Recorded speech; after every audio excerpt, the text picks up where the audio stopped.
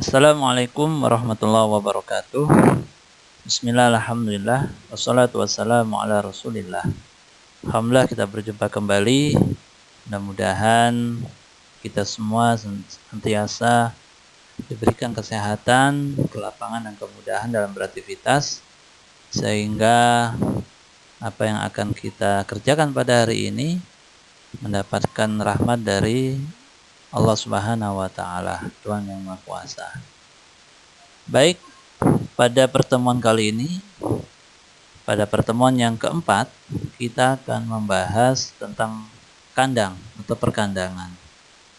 Apa saja yang terkait dengan kandang, mulai dari fungsi kandang, lokasi kandang, konstruksi kandang, dan semua hal yang terkait dengan perkandangan. Kita akan bahas pada pertemuan kali ini. Kita mulai dari fungsi kandang. Nah, sebagaimana rumah pada manusia, kandang juga memiliki fungsi yang sama sebagaimana rumah pada manusia. Nah, di antara fungsi kandang bagi ternak, terutama pada ternak kambing dan domba, yang pertama adalah sebagai tempat berlindung, baik dari panas, dari cuaca dingin, bahkan sebagai tempat berlindung dari ancaman predator. Nah, dengan adanya kandang, keamanan dan kenyamanan dari ternak-ternak kita ini akan lebih terjamin, akan lebih terawasi. Nah, ini fungsi pertama dari kandang sebagai tempat berlindung. Kemudian yang kedua, kandang berfungsi sebagai tempat makan, minum, dan istirahat ternak. Nah, ini juga yang menjadi pembeda antara ternak liar dan ternak yang sudah jinak, atau kambing liar dengan kambing ternakan. Jadi kambing ternak ataupun domba ternak, nah, karena sebagian besar aktivitas atau kegiatannya dipengaruhi ada campur tangan oleh manusia, maka banyak kegiatan, banyak aktivitas ternak itu yang berada dalam kandang. Maka untuk makan, minum, dan istirahat, ternak juga banyak dilakukan di dalam kandang. Kemudian yang ketiga, fungsi dari kandang adalah sebagai tempat berkembang biak, untuk kawin dan beranak. Nah, ini juga untuk memudahkan proses reproduksi bagi ternak itu sendiri. Fungsi yang keempat adalah memudahkan dalam pengawasan dan pemeliharaan ternak. Dengan adanya kandang, maka aktivitas ternak akan terbatas dengan batas-batas kandang. Sehingga demikian peternak atau kita sebagai pemilik ternaknya akan lebih mudah mengawasi, mulai dari aktivitas makannya, aktivitas minum, aktivitas kawin, aktivitas lain-lain. Ini akan lebih mudah diawasi kalau ternak berada di dalam kandang.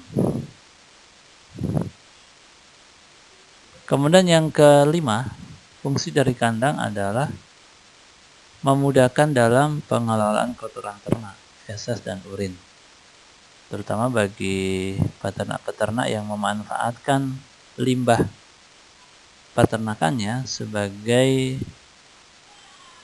tambahan penghasilan.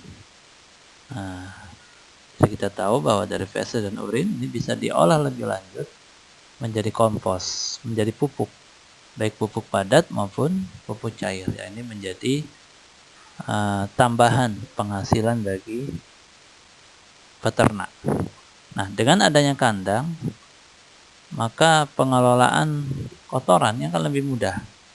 Karena apa? Karena feses dan urin ini akan terkonsentrasi di dalam kandang.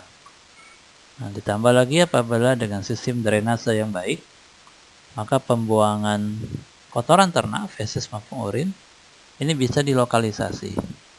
Nah, dari ke dalam kandang masuk ke drainase, berakhir di tempat penampungan kotoran ataupun limbah. Nah, maka di tempat penampung kotoran limbah ini akan diolah lebih lanjut. Kotoran-kotoran tersebut bisa berupa pupuk padat atau kompos, ataupun pupuk cair, ataupun bisa juga dimanfaatkan untuk biogas.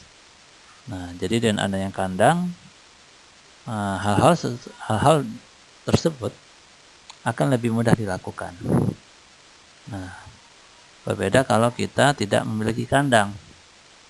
Ternak-ternak kita, kambing domba kita dilepas di padang pengembalaan, maka akan sulit untuk kita mengkoleksi kotorannya.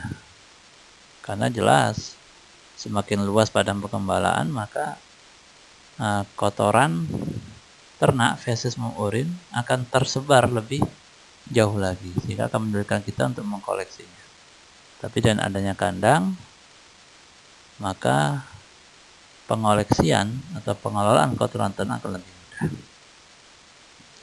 Kemudian terakhir, fungsi kandang adalah untuk menghindari pencemaran lingkungan dari limbah yang dihasilkan ternak. Ini juga merupakan turunan dari fungsi yang kelima sebetulnya. Dan adanya kandang dan sistem drainase yang baik, maka limbah ternak berupa feses dan urin ini tidak terhambur, tidak tersebar di sembarang tempat.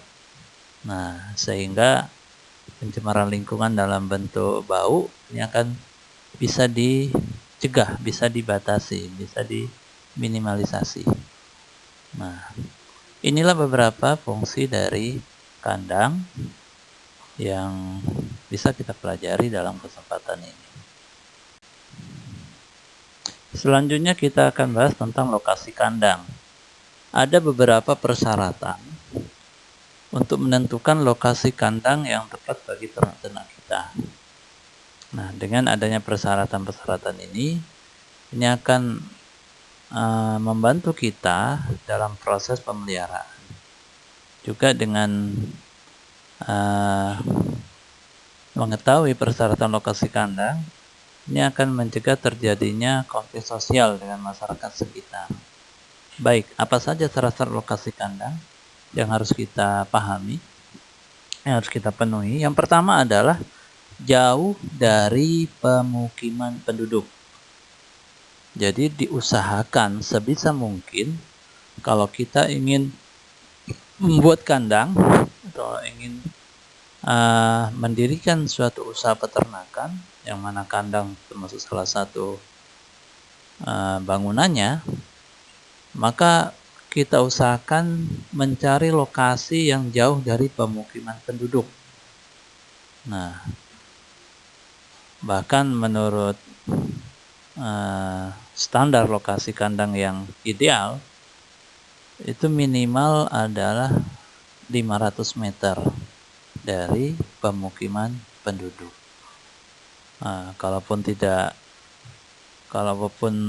kita tidak menemukan jarak yang demikian, ya minimal agak jauh dari lokasi pemukiman. Jadi jauh dari rumah-rumah penduduk. Nah, dengan demikian di satu sisi adanya buangan limbah dari peternakan yang berupa bau dari kotoran, ini tidak akan mengganggu penduduk setempat. Tidak begitu mengganggu penduduk setempat, sehingga penduduk setempat tidak merasa dirugikan dengan adanya peternakan di tempat mereka. Di sisi lain, dengan kita mencari lokasi kandang yang jauh dari pemukiman penduduk, ini juga memberikan rasa tenang kepada ternak-ternak kita. Jauh dari kebisingan, jauh dari keributan. Nah, ini juga akan mempengaruhi rasa atau psikologi ternak-ternak kita. Karena ternak, bagi kambing, domba, ini memerlukan tempat-tempat yang tenang, yang tidak begitu berisik, tidak begitu crowded. Jadi dengan kita mencari lokasi yang agak jauh, ini akan memungkinkan hal itu terjadi. Namun demikian, walaupun lokasinya jauh dari pemukiman, harus kita juga pastikan di lokasi tersebut kita mudah untuk memperoleh air. Nah, kenapa demikian? Karena air ini merupakan kebutuhan pokok bagi ternak-ternak kita. Nah, air digunakan untuk minum bagi kambing dan domba kita. Air digunakan untuk membersihkan ternak-ternak kita, memandikan, membersihkan kandang, membersihkan peralatan. Jadi ketersediaan air dalam jumlah yang banyak, dalam jumlah yang cukup, ini menjadi mutlak kalau kita membuka usaha peternakan. Nah, maka sumber-sumber air ini perlu kita cari. Nah, jadi walaupun lokasi kandang kita jauh dari pemukiman, sebisa mungkin juga tidak terlalu jauh dari sumber air, karena kita akan kesulitan jika kita tidak memiliki sumber air. Sumber air ini bervariasi, bermacam-macam. Bisa kita dapat, bisa dalam bentuk air sungai, bisa dalam bentuk air danau atau telaga, air sumur, ataupun dengan menampung air hujan. Nah, yang penting air tersebut layak untuk dikonsumsi, layak untuk digunakan ternakan kita. Nah, ini penting. Jadi tidak hanya cukup jauh dari pemukiman penduduk, tapi juga di lokasi yang akan kita dirikan di atasnya kandang atau peternakan ini juga mudah memperoleh air. Baik, itu syarat lokasi kandang yang kedua. Kemudian yang ketiga, ini juga tidak kalah pentingnya, adalah lokasi kandang kita itu mudah memperoleh akses transportasi dan komunikasi. Bagi di zaman sekarang yang banyak hal ini kita memerlukan kecepatan mobilitas dan komunikasi yang efektif, yang efisien. Maka syarat yang ketiga juga ini penting kita penuhi. Tidak hanya cukup jauh dari pemukiman penduduk, tidak hanya cukup dekat dengan sumber air, tapi juga bagaimana akses dari jalan utama menuju ke lokasi kandang kita ini akan mudah. Nah, walaupun mungkin jalannya belum dicor, belum dibeton, belum diaspal, minimal untuk keluar masuk kendaraan, untuk mobilitas kita masuk kandang, keluar kandang ini mudah. Nah, kemudian komunikasi demikian pula. Nah, di lokasi kandang yang kita akan dirikan, ini juga bagaimana akses komunikasi ini mudah. Jaringan, kalau sekarang kita sudah familiar dengan namanya HP atau handphone. Nah, sehingga bagaimana kita mencari lokasi-lokasi yang jaringan HP ini masuk ke dalamnya. Nah, ataupun menggunakan telepon kabel atau telkom. Nah, jadi syarat yang ketiga ini juga menjadi penting. Ketika kita akan memasukkan pakan atau memasukkan bibit baru atau menjual kambing domba kita, ini kalau akses transportasinya sulit, ini akan menghambat proses produksi dan proses pemasaran dari ternak-ternak kita. Misalkan kita memiliki lokasi kandang yang sudah jauh dari pemukiman penduduk. Kemudian di lokasi sekitar kandang dekat dengan sumber air, misalkan air sungai. Nah, tapi akses transportasinya sulit. Jadi jalannya masih jalan setapak, kemudian tanahnya masih tanah liat. Sehingga ketika hujan turun, apalagi hujan deras dalam waktu yang lama, Nah, ini menjadi becek ketika dilewati oleh kendaraan. Nah, akan menjadi susah untuk dilalui. Nah, ini juga akan sangat menghambat proses usaha kita. Nah, atau mungkin contoh yang lain, akses transportasinya sudah bagus, walaupun belum dibeton, walaupun belum dicor, belum diaspal, akses dari jalan utama menuju kandang kita, tapi jalannya sudah diagregat, sudah dibata merah, sehingga kalau hujan ini tidak becek. Tetapi di lokasi kandang kita ini susah komunikasi, tidak ada jaringan HP, tidak ada sinyal, kabel telepon juga belum masuk ke sana. Ini juga akan menyulitkan ketika kita hendak bertransaksi dengan calon pembeli, calon konsumen, atau kita hendak menyediakan sapronak, sarana produksi peternakan, membeli pakan, membeli peralatan. Nah, tentunya ini akan menyulitkan kalau kita tidak memiliki jaringan komunikasi. Nah, maka ini perlu diperhatikan.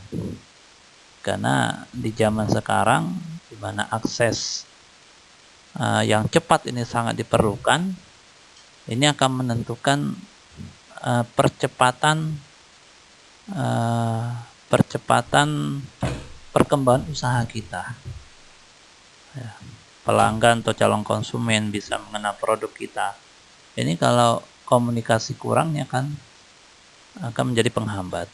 Nah, maka ini penting diperhatikan. Kemudian yang terakhir, cara lokasi kandang untuk kambing dan domba adalah cukup mendapatkan sinar matahari dan udara segar, tetapi terhindar dari terpan angin kencang. Tentunya di negara kita, negara tropis dan iklim panas, di mana sinar matahari bersinar sepanjang waktu, sepanjang tahun. Nah, ini juga penting untuk kesehatan ternak-ternak kita. Nah, maka kita upayakan bagaimana lokasi kandang kita ini juga mendapatkan sinar matahari yang merata sepanjang tahun. Nah, ini ada kaitannya dengan kesehatan ternak. Kalau kita berada di daerah lembah yang mana pancaran sinar matahari terhalang, nah ini akan mengakibatkan kandang kita ini lebih rentan penyakit. Karena kita tahu kuman bakteri ini dia berkembang tumbuh baik di daerah lembab. Nah, maka ini penting menjadi perhatian kita. Nah, inilah minimal 4 syarat lokasi kandang untuk ternak-ternak kita, baik kambing maupun domba. Dan ini sangat penting kita rencanakan dari awal. Nah, sehingga hal-hal yang tidak diinginkan ketika usaha sudah berjalan ini bisa dihindari. Baik, berikutnya kita mulai masuk ke konstruksi kandang. Setelah lokasi kandang sudah kita dapatkan sesuai dengan persyaratan yang ada, maka kita mulai membangun kandang.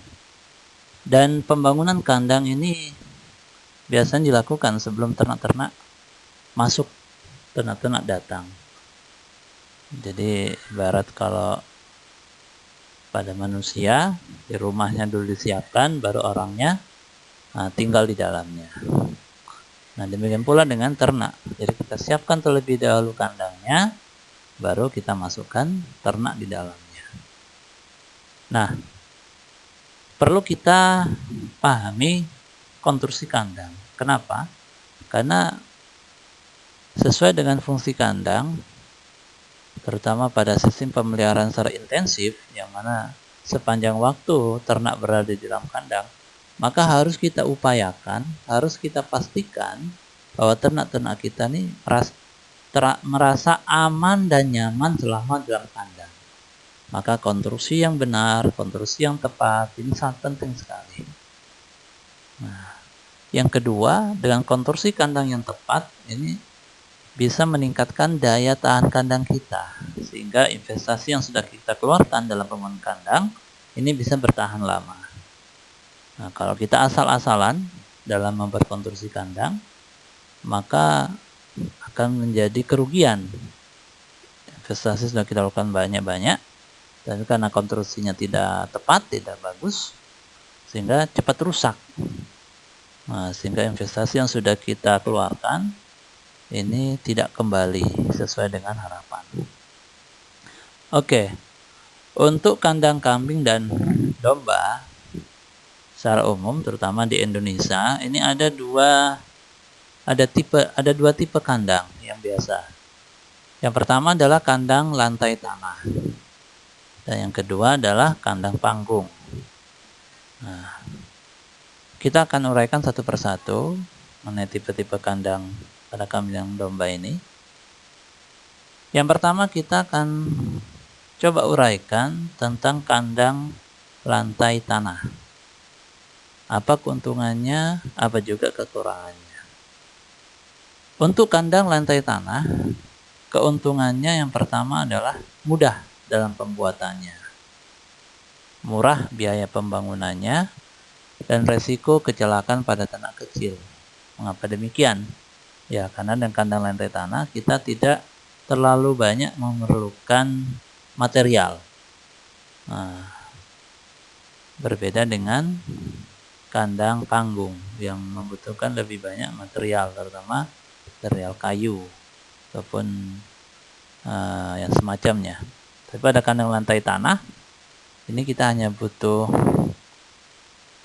material yang tidak sebanyak kandang panggung. Kita tidak perlu menyediakan material untuk lantai. Nah, karena lantainya sudah langsung tanah, sehingga biaya pembangunannya relatif lebih murah. Kemudian lebih mudah, karena tinggal menyelesaikan konstruksi samping, dinding, dan atap.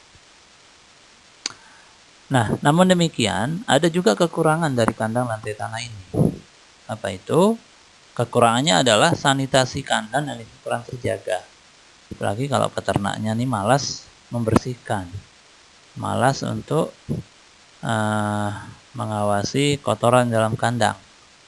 Nah, dengan adanya lantai tanah akan terjadi akumulasi kotoran ternak. Jadi feses dan urin ini akan bercampur, akan berkumpul di dalam kandang. Nah, kalau kita atau peternak atau yang punya peternakan ini jarang membersihkan kandang, maka kandangnya akan penuh dengan kotoran. Dan ini akan sangat berpengaruh sekali terhadap kesehatan ternak dan lingkungan sekitarnya. Nah, ini kekurangan dari konstruksi kandang lantai tanah. Baik, kemudian untuk kandang lantai tanah, konstruksi lantainya dibuat keras, namun tidak licin. Bisa berupa semen atau beton. Atau kalau kita tidak memiliki modal yang besar, lantainya juga bisa berupa lantai tanah. Nah, namun harus kita upayakan tanah yang dijadikan lantai ini harus senantiasa kering. Tidak boleh basah, tidak boleh lembab. Kemudian lantai dibuat miring ke satu arah. Nah, ini juga untuk menjaga tingkat kekeringan lantai. Dengan miring ke satu arah, misalkan mengarah ke drainase, ke selokan atau parit pembuangan kotoran. Nah, ini akan memungkinkan tidak ada air yang tergenang di dalam lantai, di atas lantai. Nah, kemudian yang sangat penting dilakukan dalam kandang lantai tanah ini adalah drainase. Harus dibuat dan berfungsi baik untuk mengalirkan limbah ternak ke penampungan dan pengolahan limbah. Ini kaitannya dengan menjaga sanitasi kandang. Sehingga ternak-ternak kita ini akan terjaga kesehatannya, tidak mudah sakit, dan bisa beraktivitas dan berproduksi baik. Nah, ini berkaitan dengan konstruksi kandang lantai tanah.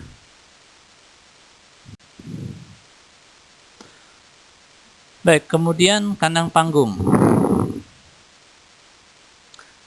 Kandang panggung memiliki keuntungan dan kekurangannya pula. Apa itu keuntungannya? Yang pertama adalah kandang relatif lebih bersih karena kotoran langsung jatuh ke kolong. Nah, dengan sistem kandang tanggung, kotoran-kotoran dari ternak kita, baik kambing maupun domba, nah ini bisa langsung jatuh ke kolong karena lantai pada kandang panggung itu biasanya terbuat dari kayu prank yang diberi jarak antara satu kayu ke yang lain sehingga memungkinkan kotoran dari ternak bisa langsung jatuh ke kolong sehingga lantai kandang relatif lebih bersih. Nah, apalagi untuk peternak-peternak yang jarang membersihkan kandang, ini akan terbantu dengan sistem panggung. Kemudian perkembangan kuman dan bibit penyakit dapat ditekan karena tidak bersentuhan langsung dengan kotoran yang terakumulasi di bawah kolong karena adanya panggung tadi. Nah, namun demikian kekurangan dari kandang panggung ini yang pertama adalah biaya pembuatannya lebih mahal, relatif lebih mahal daripada kandang lantai karena ada material tambahan yang harus kita beli, harus kita siapkan untuk membuat lantai kandang yang berupa panggung tadi. Kemudian yang kedua, ada risiko kecelakaan karena ternak dapat terperosok. Nah, maka harus kita pastikan, harus kita jamin bahwa lantai panggung yang kita buat ini menjamin ternak-ternak kita untuk tidak terperosok, jadi kakinya tidak terperosok ke dalam kolong.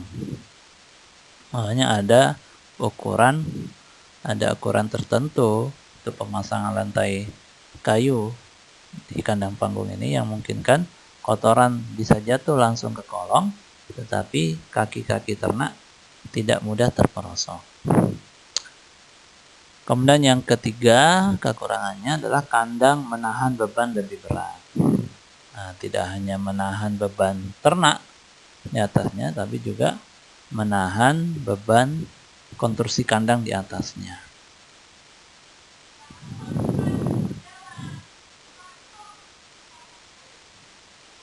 Baik, berikutnya dalam konstruksi kandang panggung kita upayakan lantai kandang itu dibuat setinggi 0,5 sampai 1,5 meter di atas permukaan tanah. Dengan tinggi seperti yang disebutkan, ini akan memungkinkan kotoran yang jatuh ke kolong itu tidak langsung berpengaruh terhadap ternak. Jadi kotoran yang terakumulasi di bawah tidak akan memberikan pengaruh langsung terhadap ternak sehingga ternak relatif lebih sehat. Nah, kemudian yang perlu kita pahami dari kandang panggung ini adalah bagian-bagian konstruksi. Nah, untuk bagian-bagian konstruksi kandang, yang pertama adalah tiang utama. Nah, tiang utama berfungsi untuk menyangga beban kandang dan isinya. Biasanya dibuat dari balok kayu 12x12 atau bambu besar yang baik dan kuat. Jadi di daerah tergantung ketersediaan di daerah masing-masing. Kalau di daerah kita seperti di Kaltim ini, nah ini kayu mudah didapat, terutama kayu ulin. Nah, ini bisa kita gunakan sebagai tiang utama, sebagai penyangga utama. Kalau di Jawa, ketersediaan kayu yang masih sulit, tapi di sana banyak bambu-bambu, pohon-pohon bambu, hutan bambu, itu juga bisa digunakan. Tentunya kita mencari bambu besar dengan diameter yang besar sehingga mampu menunjang menjadi menyangga beban kandang dan isinya. Kemudian yang kedua adalah penunjang bagian bawah, berfungsi menahan lantai kandang dan isi di atasnya. Ini juga dibuat dari balok kayu ukuran 12x12 atau bambu besar yang baik dan kuat. Terus ada konstruksi penunjang atas dan susuhunan, berfungsi menahan kaso dan atap kandang.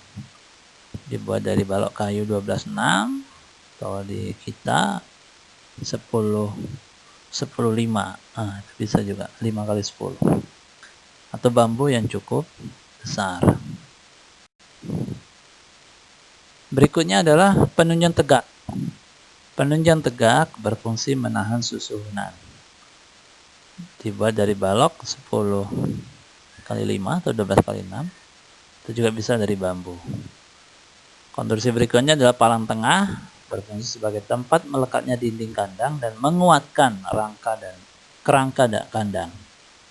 Dibuat dari balok kayu 10 5 atau 12 6 atau bambu juga. Kemudian siku-siku. Siku-siku terdapat dua siku, yaitu siku atas dan siku bawah.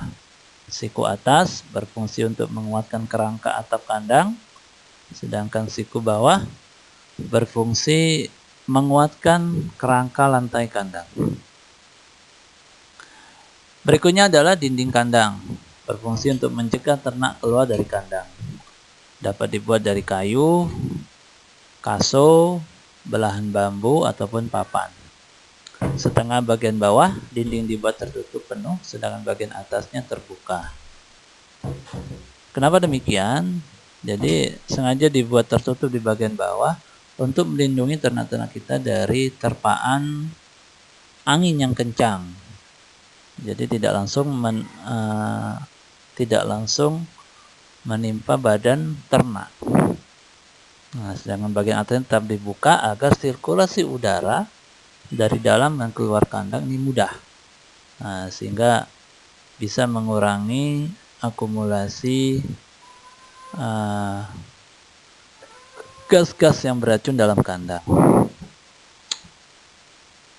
Kemudian lantai kandang. Nah, yang terakhir adalah konstruksi lantai kandang. Dibuat dari kayu reng 4x3 agar rata atau belahan bambu sehingga tidak merusak kuku dan bagian jari ternak. Jarak antara galar lantai adalah 1,3 sampai 1,5 cm agar feses dan urin dapat mudah jatuh ke kolong lantai. Nah, di sisi lain, kaki ternak tidak mudah terperosok. Nah, secara umum, prinsip membangun kandang adalah memberikan kepuasan kepada peternak dan kenyamanan bagi ternak. Jadi bagaimana dengan konstruksi kandang yang kita buat, ternak merasa nyaman di dalamnya. Nah, sehingga dengan rasa nyaman yang dimiliki oleh ternak, maka dia bisa optimal dalam berproduksi, bereproduksi, sehingga hasil akhirnya akan menguntungkan bagi peternak itu sendiri. Nah, makanya penting kandang ini kita perhatikan dengan benar. Jangan kita membuat kandang dengan asal-asalan, karena akan berpengaruh secara langsung maupun tidak langsung terhadap performa dari ternak-ternak kita. Berikutnya kita akan bahas tentang ukuran kandang. Untuk ukuran kandang ini disesuaikan dengan populasi ternak. Nah, berikut ada beberapa panduan untuk beberapa kelompok ternak, baik pada kandang maupun domba. Ukuran pen kandang kambing dan domba berdasarkan status fisiologisnya. Ini untuk kalau kita ini bisa diterapkan untuk kandang individu maupun kandang koloni. Jadi kalau kita menggunakan kandang individu, berarti untuk satu ekor jantan dewasa berumur lebih dari 1 tahun, maka ukuran kandangnya adalah 2 kali 1 meter. Nah, kalau kita membuat kandang koloni, satu kandang berisi beberapa ternak, misalkan 10 ekor, 20 ekor, tinggal kita kalikan saja. Jadi kalau untuk 1 ekor ukurannya adalah 2 meter persegi, berarti kalau untuk 10 ekor, berarti minimal luas kandangnya adalah 2 meter persegi kali 10, berarti 20 meter persegi. Nah, demikian pula pada betina dewasa dan kelompok yang lain. Untuk betina dewasa, ukuran umur lebih dari 1 tahun, ukuran kandangnya adalah 1,5 kali 1 meter atau 1,5 meter persegi per ekor.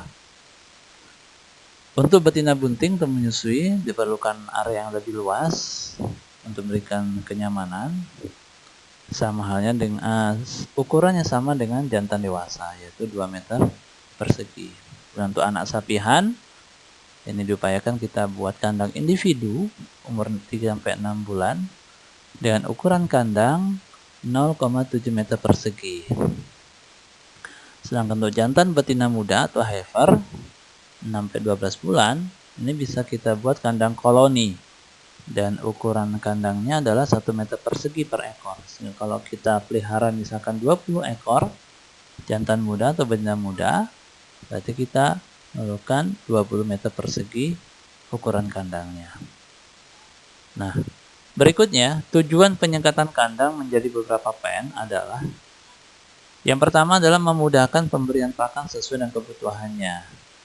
Nah, walaupun secara biaya mungkin lebih mahal karena memerlukan materi yang lebih banyak dibandingkan kandang koloni, tetapi kandang individu atau penyekatan kandang menjadi beberapa pen ini juga memiliki manfaat yang besar juga. Di antaranya itu tadi, memudahkan pemberian pakan sesuai kebutuhannya. Jadi, di setiap kandang individu kita sudah tahu ini kelompok anak sapi, betina muda, betina dewasa, betina bunting, jantan dewasa, sehingga kebutuhan pakannya bisa dengan mudah kita penuhi.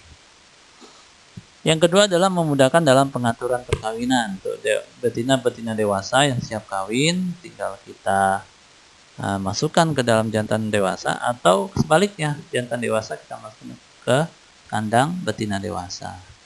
Kita masukkan dalam kandang bersama, maka dia akan secara otomatis mereka akan lakukan perkawinan. Nah, dengan adanya kandang-kandang pen ini akan lebih mudah. Kemudian fungsi yang ketiga adalah menghindari gangguan ternak jantan terhadap ternak lain. Nah, biasanya beberapa ternak jantan ini memiliki sifat agresif yang lebih dibandingkan yang lain. Sehingga kalau tidak dipisahkan, ini akan merugikan ternak yang lain, ternak betina. Apalagi kalau ternak-ternak jantan ini memiliki tanduk yang besar, yang panjang, nah ini akan mudah menyakiti yang lain. Dan yang terakhir adalah untuk memudahkan dalam mengontrol kesehatan ternak. Nah, jadi dengan kandang-kandang individu, ini kita bisa melihat satu persatu status kesehatan ternak. Ketika terindikasi atau kita temukan gejala-gejala sakit, ini akan lebih mudah penanganan. Karena biasanya kalau kandang-kandang individu, nah ini potensi penularannya kecil. Karena dia tidak berinteraksi tidak pernah bersentuhan atau berinteraksi dengan ternak lain. Sehingga peluang untuk kontaminasi terhadap ternak lain ini lebih kecil. Nah, ini salah satu fungsi dari kandang pen atau kandang individu.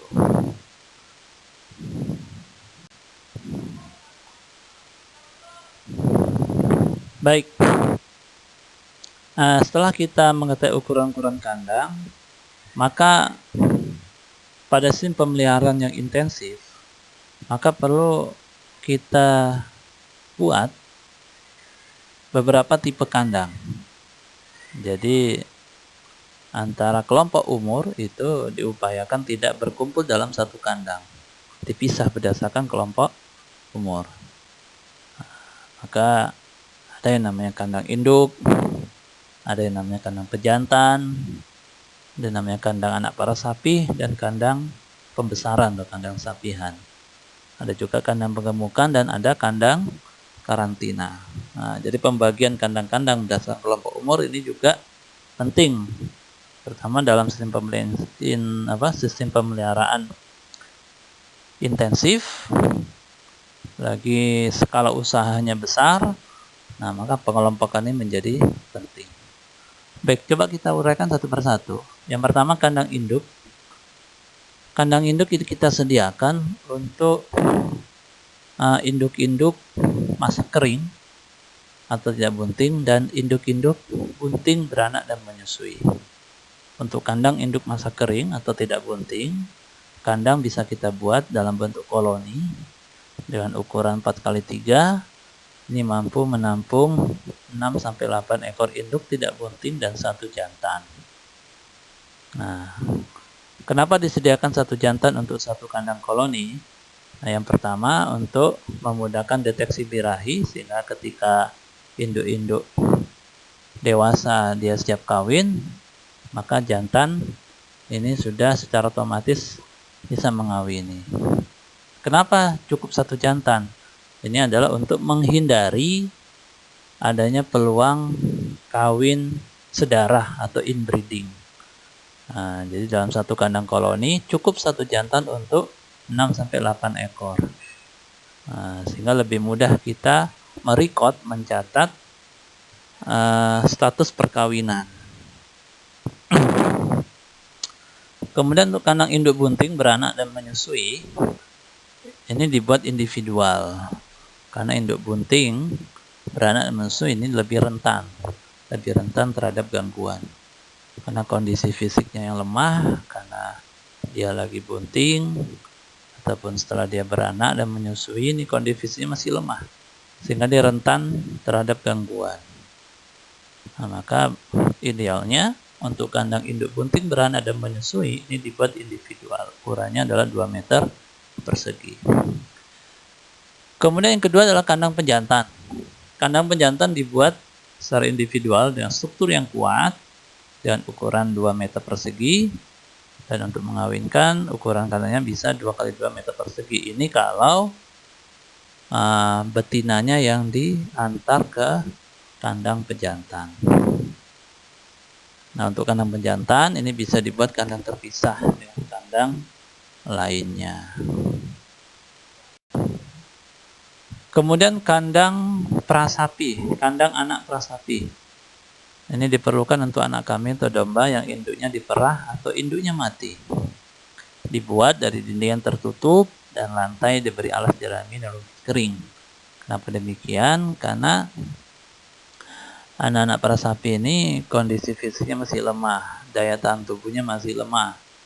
Nah, sehingga dibuat agak tertutup, sehingga ketika ada cuaca dingin, dia tidak kedinginan. Kalau ada cuaca panas, dia tidak terlalu kepanasan. Makanya kandangnya dibuat dengan dinding tertutup dan lantainya diberi alas jerami atau rumput kering untuk memberikan kehangatan.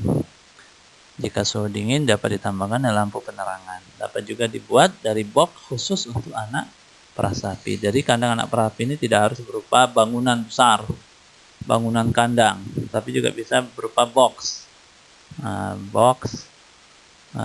Yang seukuran dengan anak prasapi. Yang keempat adalah kandang sapian dan pembesaran. Ini bisa dibuat dalam bentuk koloni dengan ukuran 6 meter persegi untuk 6-8 ekor pedet. Berikutnya adalah kandang penggemukan. Kandang penggemukan ini dibuat dalam bentuk individual dengan ukuran 0,75 meter persegi. Kenapa dibuat dalam bentuk individual? Ini memang sengaja untuk membatasi ruang gerak dari ternak-ternak kita, sehingga energi yang didapatkan dari pakan ini efektif, efisien, hanya digunakan untuk pertumbuhan atau pembesaran atau untuk produksi. Nah, tidak banyak energi yang dihabiskan untuk gerak atau maintenance, sehingga sengaja dibuat dalam bentuk individual. Nah, dapat juga dibuat dalam bentuk koloni, cuma resikonya atau konsekuensinya ternak akan lebih banyak bergerak, sehingga energi yang didapat dari pakan ini sebagian akan digunakan untuk maintenance, untuk kebutuhan basal. Karena setiap aktivitas itu pasti akan memerlukan energi. Kalau banyak gerak, maka semakin banyak energi yang akan keluar. Dan yang terakhir adalah kandang karantina. Nah, kandang karantina ini penting karena Apabila dalam skala usaha yang besar, apabila ada ternak yang sakit, ini bisa langsung ditangani dan tidak menulari ternak yang lain. Maka kandang karantina diperlukan dengan cara dibuat terpisah dengan bangunan kandang yang lain. Bisa dalam bentuk individual ataupun koloni. Sehingga ternak sakit bisa segera ditangani, disembuhkan. Nah, kemudian ternak sehat ini tidak tertulari oleh ternak yang sakit. Nah, maka kandang karantina ini penting.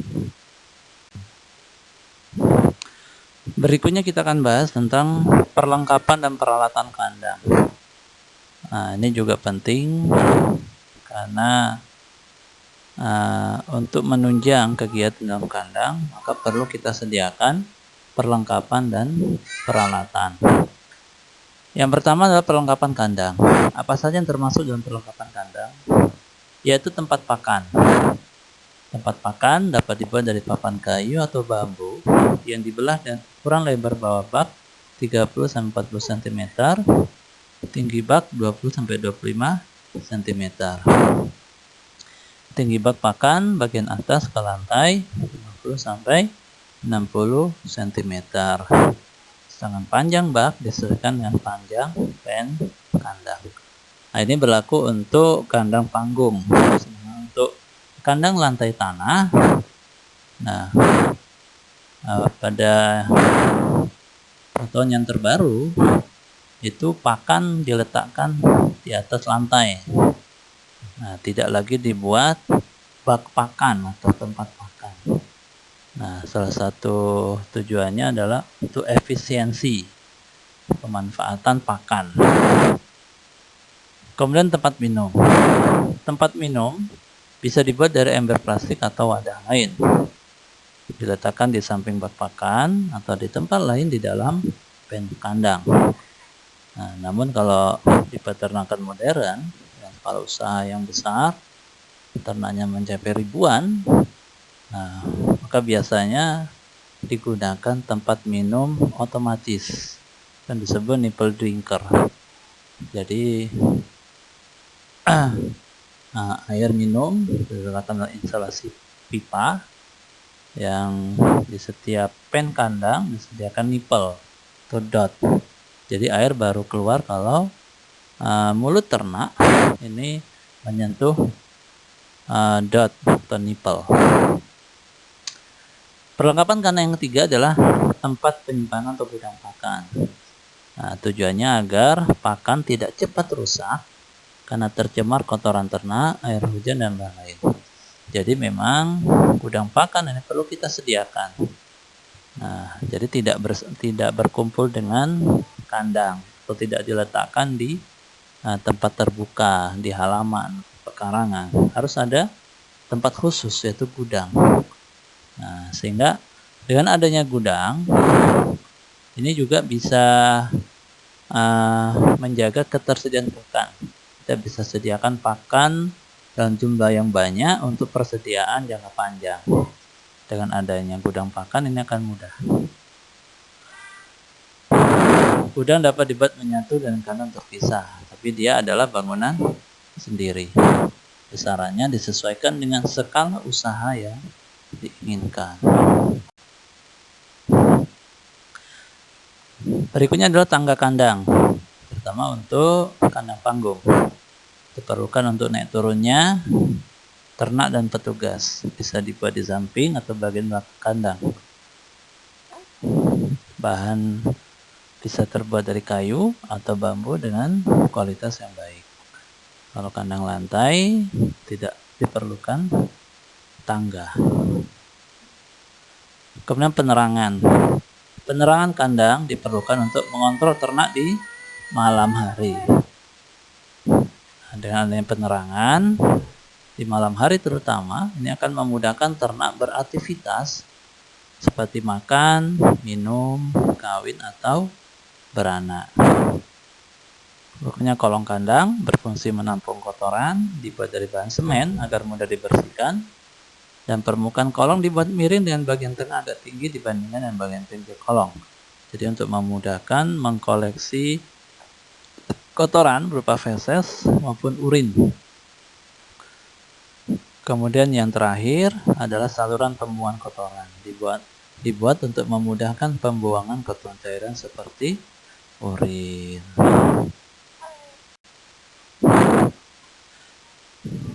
Selain perlengkapan kandang, juga ada peralatan kandang.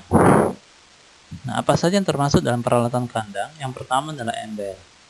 Diperlukan untuk menampung air minum atau pakan konsentrat. Yang kedua adalah alat kesehatan, seperti spuit, jarum, yang berguna untuk pemberian obat dan vitamin. Kemudian termometer untuk pengukuran suhu tubuh. Jadi kalau kita melihat ada ternak-ternak kita aktivitasnya tidak seperti biasanya, terlihat lesu, lemah, tidak bersemangat, nafsu makan turun. Maka untuk mendiagnosa apakah ternak kita ini sakit atau tidak, maka kita bisa melakukan pengukuran terhadap suhu tubuhnya. Nah, alat ukurnya adalah termometer. Biasanya kita dengan menggunakan termometer rektal, memasukkan termometer ke dalam rektumnya untuk mengukur suhu tubuhnya. Kalau suhu tubuhnya di atas suhu normal, maka terindikasi ternak-ternak kita lagi sakit, sehingga bisa kita langsung lakukan treatment, penanganan agar ternak-ternak kita bisa sembuh kembali, sehat kembali. Kemudian alat kesehatan yang lain yang diperlukan juga satu set alat bedah, pisau, gunting, pinset untuk pembedahan abses atau bisul atau otopsi terhadap ternak yang mati. Nah, ini juga yang menuntut peternak atau pemilik peternakan atau petugas memiliki kemampuan kesehatan. Nah, jadi memang kalau di kita biasanya peran-peran ini dilakukan oleh dokter hewan. Nah, namun untuk perusahaan besar, untuk skala usaha yang besar, maka biasanya ada petugas yang khusus untuk menangani masalah kesehatan ternak. Ataupun kita sebagai peternak sendiri juga tidak mustahil untuk memiliki kemampuan penanganan kesehatan, sehingga alat-alat kesehatan ini bisa kita gunakan sendiri sehingga penanganan terhadap ternak-ternak sakit bisa langsung segera dilakukan. Nah, maka memang sebetulnya seorang peternak itu harus memiliki skill atau kemampuan yang banyak. Tidak hanya mampu cakap dalam hal budidaya, tapi juga memiliki kemampuan dalam hal manajerial, dalam hal marketing, dalam hal penanganan kesehatan, dan lain sebagainya. Nah, ini idealnya seorang peternak. Baik, kembali ke peralatan kandang. Yang ketiga adalah timbangan ternak untuk mengukur berat badan saat lahir, saat sapi, atau berat badan pada saat tertentu. Dan ini idealnya memang harus selalu tersedia dalam peternakan. Karena bobot badan ternak ini menjadi salah satu indikator keberhasilan usaha peternakan kita. Bobot badan juga sebagai panduan untuk menentukan besarnya pakan yang diberikan. Jadi kebutuhan nutrisi dari setiap kelompok umur ternak ini didasarkan pada bobot badan. Nah, ini akan sulit kita lakukan itu kalau kita nggak punya timbangan ternak. Nah, ini yang terjadi, ini yang banyak terjadi di peternakan tradisional di kita. Nah, jarang sekali kita menemukan peternak-peternak kita yang memiliki timbangan ternak. Padahal timbangan ternak ini memiliki peran yang vital. Jadi kalau kita bicara manajemen yang bagus untuk mencapai tujuan produksi yang optimal, maka salah satu peran penting itu adalah bobot badan. Nah, bobot badan saat lahir ini harus kita ketahui untuk melihat apakah ternak-ternak kita ini termasuk ternak-ternak yang unggul. Ini juga menentukan dalam program manajemen pakannya. Nah, maka timbangan ternak idealnya itu harus selalu tersedia di kandang atau di peternakan kita. Demikian pula dengan timbangan pakan, sehingga pengukuran pemberian pakan itu menjadi tepat sesuai dengan kebutuhan. Tidak lagi kita menggunakan metode duga-duga atau pendugaan. Nah, ini yang masih kita banyak temukan di masyarakat atau di peternakan sekitar kita. Jadi untuk memberikan pakan kepada ternaknya masih menggunakan pendugaan. Oh sekian, oh 1 karung, 1 ember, 1 drum, dibagi merata.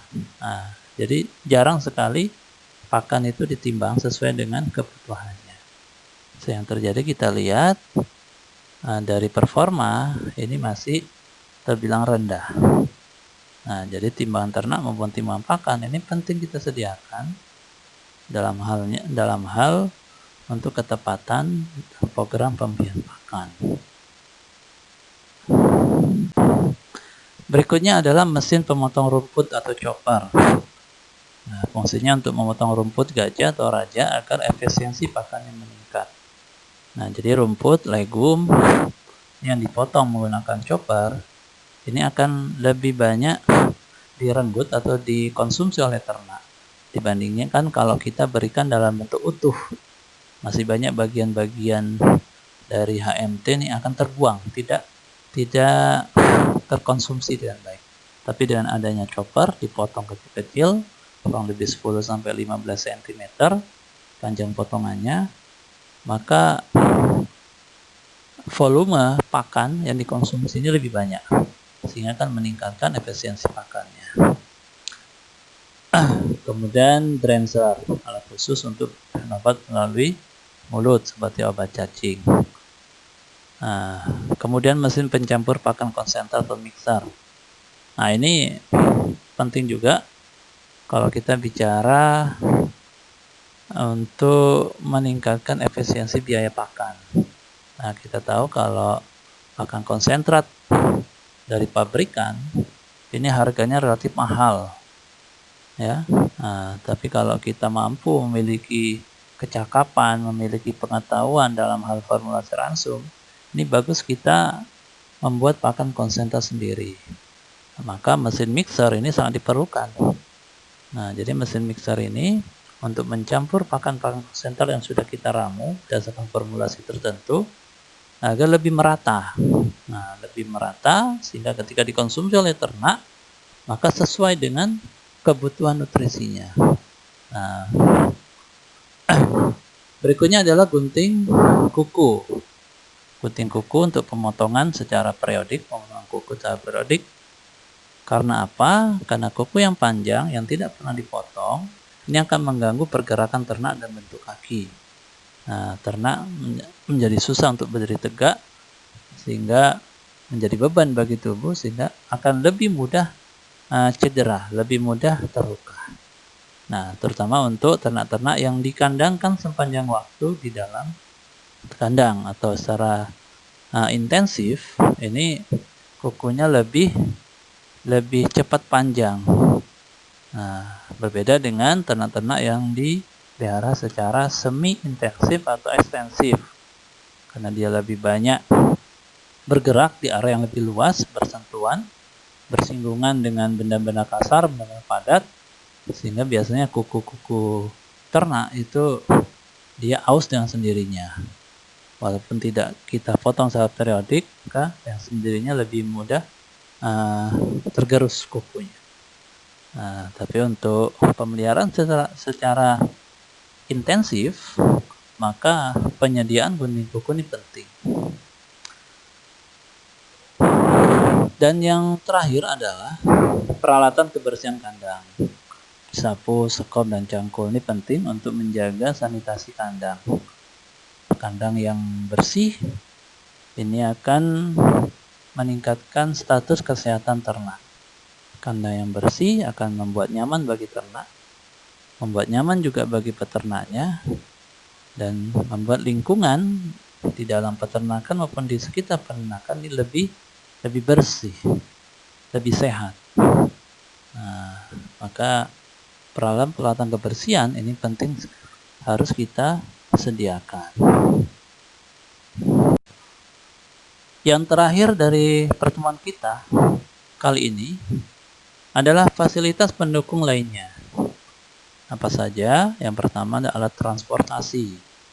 Diperlukan untuk mobilitas petugas, pengangkutan pakan dan ternak, Kemudian penyediaan alat transportasi ini bisa dianalisis menurut kebutuhan skala usaha karena berpengaruh terhadap investasi dan cash flow perusahaan.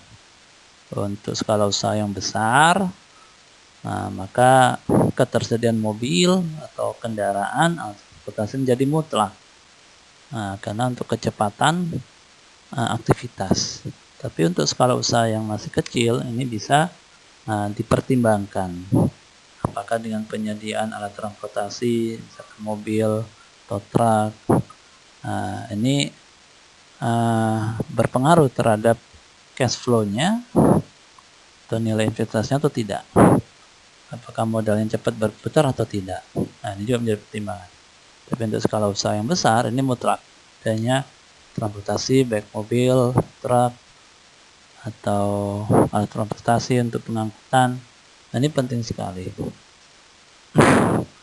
Kemudian yang kedua adalah telepon, baik telepon kabel maupun handphone. Ini sangat diperlukan dalam pemasaran dan pemesanan sarana produksi peternakan. Jadi ini semua untuk mempercepat, mempermudah dalam hal penyediaan pendukung usaha peternakan. Yang terakhir adalah listrik untuk penerangan dan sumber energi mesin-mesin peternakan. Baik, dari mahasiswa demikian mungkin materi yang bisa saya sampaikan dalam pertemuan yang keempat ini. Mudah-mudahan ini memberikan tambahan pengetahuan dan wawasan buat kita semua berkaitan dengan pentingnya kandang, pentingnya perkandangan. Ini juga akan memberikan gambaran kepada kita dalam salah satu usaha peternakan keberhasilan ditentukan dengan dalam faktor perkandangan. Baik, demikian dulu. Kalau ada pertanyaan nanti bisa japri ke WA saya. Jangan lupa kuis yang sudah disiapkan dijawab dengan baik dan benar. Kemudian kita akan berjumpa kembali pada pertemuan yang kelima.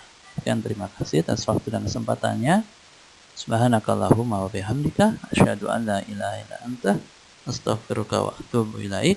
Assalamualaikum warahmatullahi wabarakatuh.